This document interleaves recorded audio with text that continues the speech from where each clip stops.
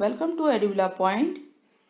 बच्चे, सभी बच्चों को सबसे पहले तो आने वाले सभी त्योहारों, दिवाली, धनतेरस, भैया दूज, सब चीज़ के मुबारकबाद हो और अच्छे से मनाइएगा आप लोग। और भी जो आगे त्यौहार आ रहे हैं, और फिलहाल अभी कुछ छुट्टियां हो जाएंगी, तो ये इस वीक की हमारी वर्कशीट है।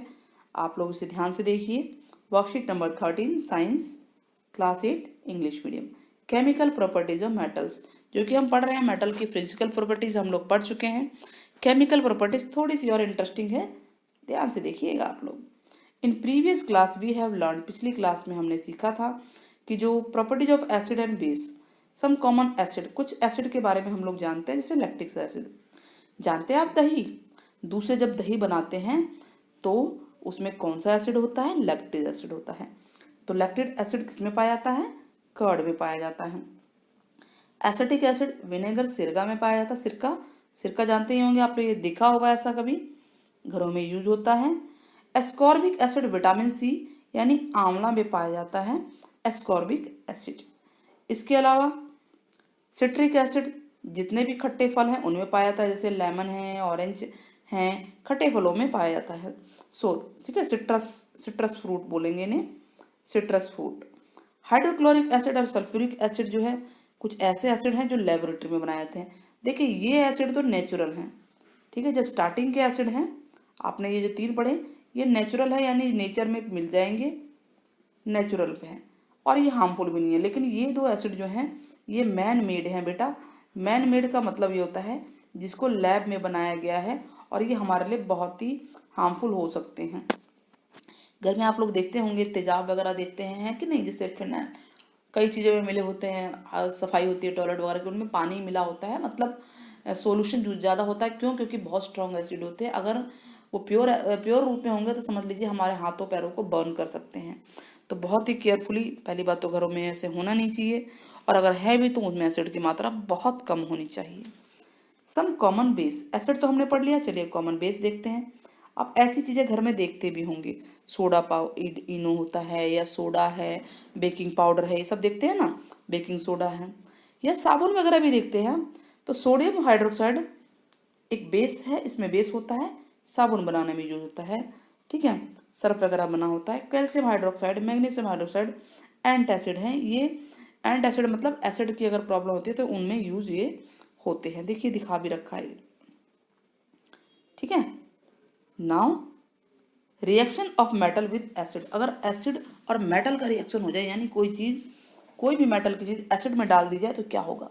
सोचिए, अचार, अचार को अगर स्टील के बर्तन में रखते हैं, या काफ़ी दिन तक आप किसी में खट्टा चीज़ रख देते हैं स्टील के बर्तनों में, तो क्या होता है? आप देखेंगे उसमें छेद छेद छेद से हो जाते हैं ना। इसका मतलब स्टील के या किसी इस तरह के मेटल के बर्तन में हम खट्टी चीज़ को नहीं रख सकते। लॉन्ग टाइम तक रखेंगे तो वो उसके साथ रिएक्शन कर जाती है। मीन्स हमने क्या सीखा कि अगर मेटल जो है, मेटल एसिड के साथ रिएक्ट कर जाते हैं और कोई ना कोई सॉल्ट बन जाता है, साथ में हाइड्रोजन गैस निकलती है। और हाइड्रोजन गैस हमें कैसे पता चलेगा? जैसे अभी ये गैस निकल रही है, इसके पास बर्निंग कैंडल लाइए, जलती हुई मोमबत्ती, पॉप पॉप पटाखे वाली आवाज आएगी, पॉप पॉप की साउंड के साथ वो गैस जलती है, और वो ये बताती है, पॉप साउंड हाइड्रोजन गैस का सिंबल है कि this gas is hydrogen gas. तो हमने क्या पढ़ा कि मेटल और एसिड का रिएक्शन होगा तो सॉल्ट बनेगा और हाइड्रोजन गैस बनेगी।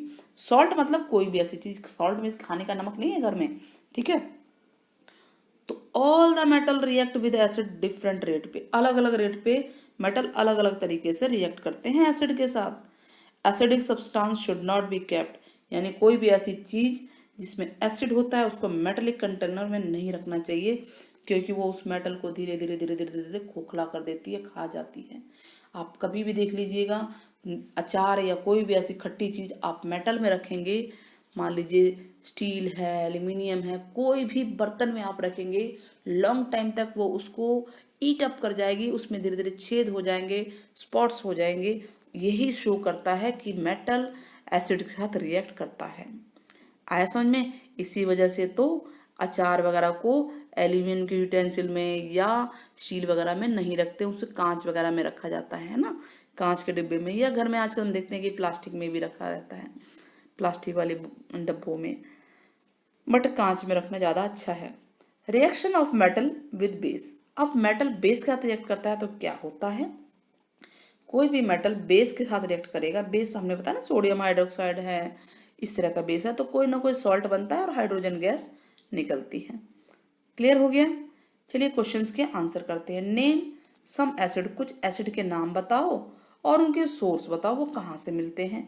तो अभी तो हमने पढ़ा था इसे, लैक्टिक एसिड पढ़ा था ना हमने, किससे मिलता है, कर्ड से मिलता है, दही से, एसिटिक एसिड विनेगर से, एस्कॉर्बिक एसिड आंवला से, और सिट्रिक एसिड जितने सिट्रस फ्रूट होते हैं उनसे, खट्टे फलों से।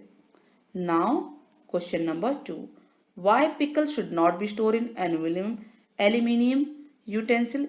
एल्यूमिनियम के बर्तन में अचार को क्यों नहीं रखना चाहिए, क्योंकि एल्यूमिनियम क्या है बेटा, मेटल है, ठीक है, और अचार में क्या होता है, एसिड होता है पिकल्स में, ठीक है।